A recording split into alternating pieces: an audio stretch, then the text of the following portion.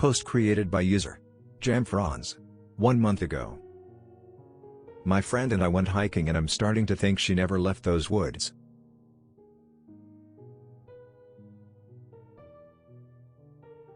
My friend Samantha and I were so excited to take a road trip together to go hiking somewhere further from home. We'd been talking about it since we graduated college a few years back and finally found the time. Well, she always made the time. It was mainly me that had trouble balancing work with anything else. Looking back now, I wish I had spent more of this trip focusing on Sam, the scenery, and being present in the moment. I wish I had been a better friend. Sam was the most excited for our trip. The week before we left, she was texting me about restaurants in the area, stuff to do. She made a Spotify playlist with both of our favorites so we could listen to 7 hours worth of an eclectic mix of classic rock, pop, and black metal, and was marking trailheads we might enjoy on her Google Maps app. I felt bad for putting the trip off for so long. We got to catch up, explore, try cool food. We had a great trip up until our final hike. We're both in decent shape, and since we had the supplies and plenty of daylight, we decided we were going to try a longer, unpaved trail that went around this beautiful lake. It was the last hike of our trip and we decided to take a more difficult and less crowded trail. Initially, it was a wonderful hike. The water was such a surreal shade of blue, and the pine trees and rolling hills were breathtaking. The air was thinner than we were used to, but so refreshing. As we hiked around one bend, I almost ran right into Sam's back. I had been falling behind, focusing on placing my feet in exactly the right locations in the soft dirt so I didn't go sliding down 20 feet to the shore. Sam stood frozen, a deer in front of her blocking the trail. As I approached with my backpack jingling, and breathing heavily, the deer stood for a moment more, tilting its head sideways at me before darting back into the pines. She looked back at me, her face tight. "Did you see that? The deer?" "Yeah, it was pretty magical." She gave a little laugh as she started up again so we could both move on to the section of the trail that had sturdier footing. "No, I mean, something was wrong with that deer. It was way too comfortable around me, and I don't know if you could see or hear it, but it was drooling and making these weird sounds." We continued on in silence after that as we focused on our footing and the scenery, stopping every so often to take pictures. One time, when we were stopped, we heard rustling to our right, higher up on the hill. I got the bear spray out and held onto it. It seemed to be walking parallel to us, roughly matching our pace. It sounded big, too.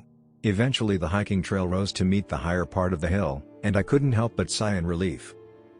I'd been so worried I'd roll my ankle and tumble down the mountain, so it was good to have more room so I wasn't walking right on the edge. Back in college I'd sprained my ankle badly but couldn't afford to see a doctor. It healed a bit oddly, and since then my left ankle has been iffy. After a while, I needed to sit for a moment, walking uphill for an hour in addition to the 6,500-foot elevation. I was struggling. Maybe I'm also a bit more out of shape than I had been willing to admit, too. Sam sat with me for a moment but then saw some wildflowers about 10 feet into the woods and left to go take a quick picture. With her gone I felt a sudden chill. Something was watching me. "Sam," I called out nervously as the rustling grew louder and I gripped my container of bear spray tightly. It stepped out of the woods, and it was just a deer. Or, more specifically, it was the deer, the same one that Sam had encountered. Now that she had pointed it out, I could see what she was saying. The deer had no issues approaching me. It was scrawny, walked slowly, but like it had a bit too much to drink, and it was definitely drooling. I jumped up and waved my arms at it go away. I knew it was sick and the poor thing was confused and probably suffering, but it creeped me the hell out. It cocked its head and seemed to be studying me, looking me up and down. It approached me and made some sort of gasping sound. It was opening and closing its mouth in a way which deeply unsettled me for some reason. "Sam." She came running towards me from the woods, and when I turned back it had gone. "Are you okay? What happened?" The creepy deer was back. "I know it sounds silly, but think it's been following us." I told her how it had been behaving. "Do you think it's rabid?"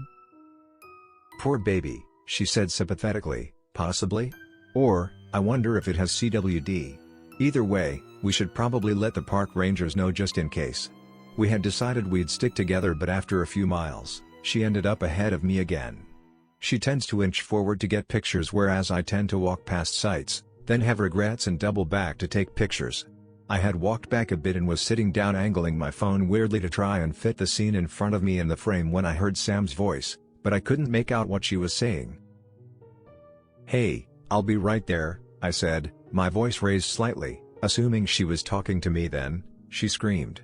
"Sam!" I stood up, and tried to walk as quickly and carefully as possible.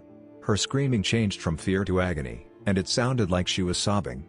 I wasn't sure what happened, but I could tell she was scared and likely hurt. I suddenly realized I was still holding our only canister of bear spray. Against my better judgment, I started running as fast as I could, and for a while I was making good time, but then my left foot landed a patch of soft dirt at the edge of the trail, my ankle rolled, and I was falling.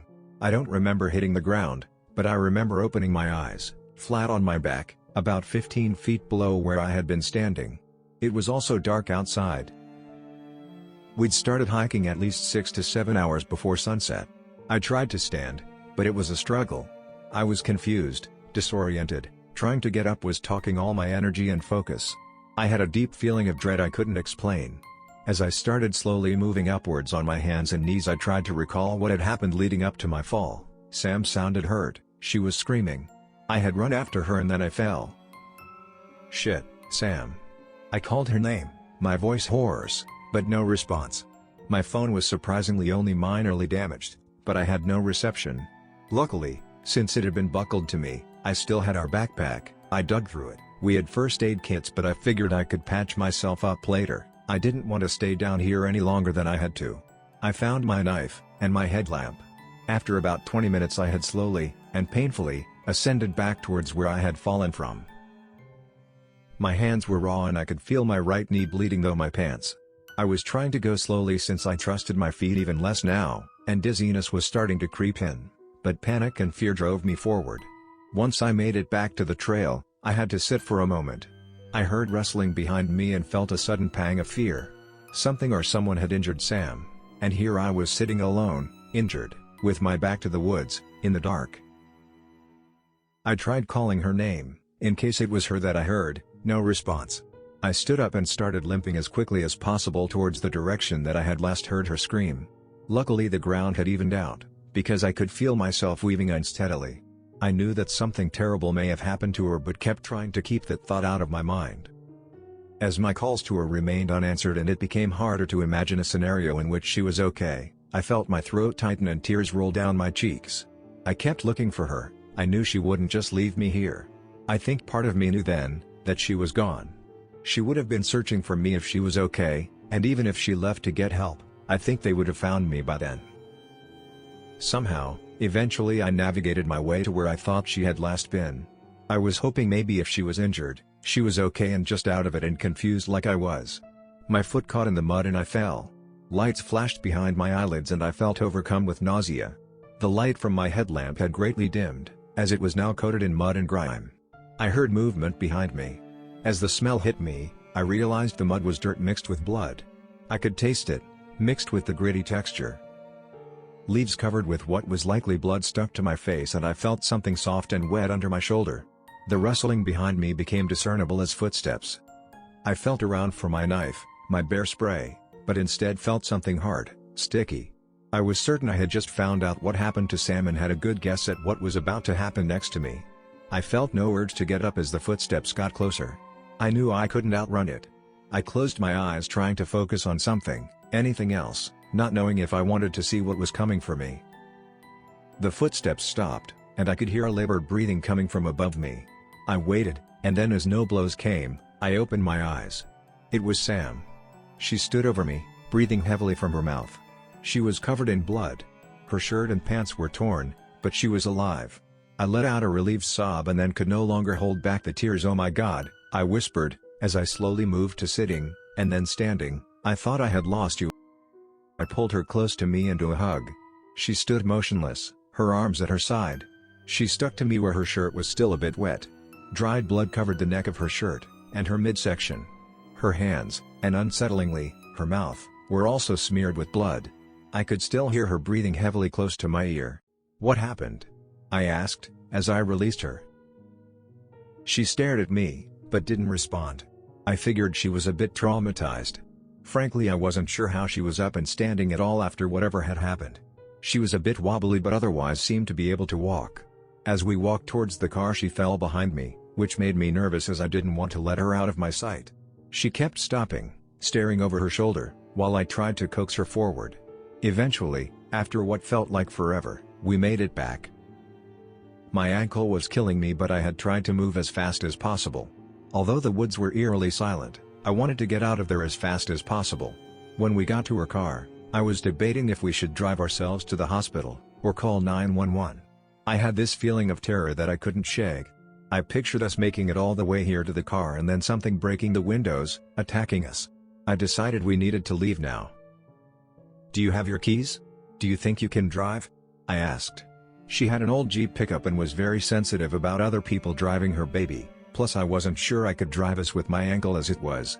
She said nothing, cocked her head at me. "I know, we look like we've been mauled by a bear." I caught myself and winced, feeling suddenly insensitive. She clearly had been attacked by something or someone. When she said nothing, displayed no emotion or reaction, I cautiously continued, "But I have a bad feeling. I think we need to leave, like right now. I'd rather call for help when we're back on the main road, or just drive straight to the hospital." She remained motionless, staring back into the woods, and I wondered if she lost her keys in whatever struggle she had. Luckily I had her spare with me. I unlocked the doors and she continued to stand outside. I realized I would need to punish my ankle a bit more because she was far too out of it to drive. I slid in but she remained motionless. "Sam, get in, please. Something is out here still. Please." She was licking her lips, staring back at me again. In the darkness, her blue eyes looked almost black. I limped back out of the seat and opened her door for her, and had to guide her in.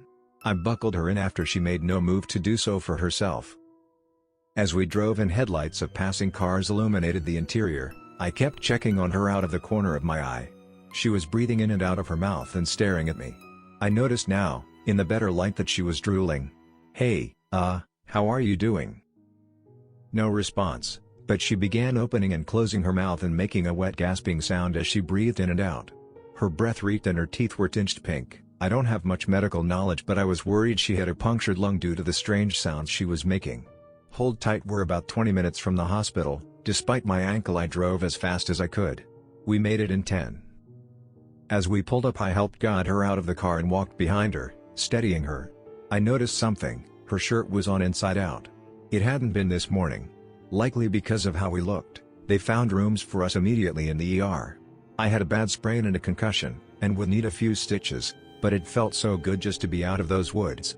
I asked the nurse that came to check on me about how Sam was doing. I mentioned to him I'm not sure if she was attacked by an animal or a person. I mentioned what I had noticed about her shirt, and that we may have encountered a sick animal, in case any of that helped. When he returned, he was clearly distressed. Sam was gone. She hadn't appeared to be outwardly injured, strangely, but they had wanted to assess for internal trauma. However, the first moment they had left her alone, she had just walked out, judging by the bloody footprints. It's been weeks and I haven't seen Sam since. Her mom hasn't either. She has been working with the police out here. They think Sam has a head wound, and is just confused and will turn up in town eventually. But, a few days ago, I heard on the news that a partial skeleton was found on the trail we were on. Likely the victim of an animal attack, they said, and due to the condition of the body, they were asking for leads so they could use dental records to help identify the victim. This might sound crazy, but I think it's her they found. I don't know how to explain it, but I don't think Sam ever left those woods that night. It's my fault, and I don't know what that thing was that I drove into town. If you live in southern Colorado, please be safe. I'm sorry. God. This is terrifying and so compelling. Please tell me if anything happens next. She's out there. Or it's out there. Another reason never to go hiking. I'll take my exercise at home on my cross trainer. Oh, who am I kidding? It's where we hang the extra laundry that won't fit on the drying rack. If the deer had CWD or EHD, you would have been better off. At least you would have had time. What the deer had, what your friend has is much worse, much worse. My condolences on the loss of your friend. What you knew as Sam is gone. Honestly, you're probably lucky that you fell. If you had made it to them, who knows what would have happened. Thank you for watching. Leave a like and comment for more videos like this.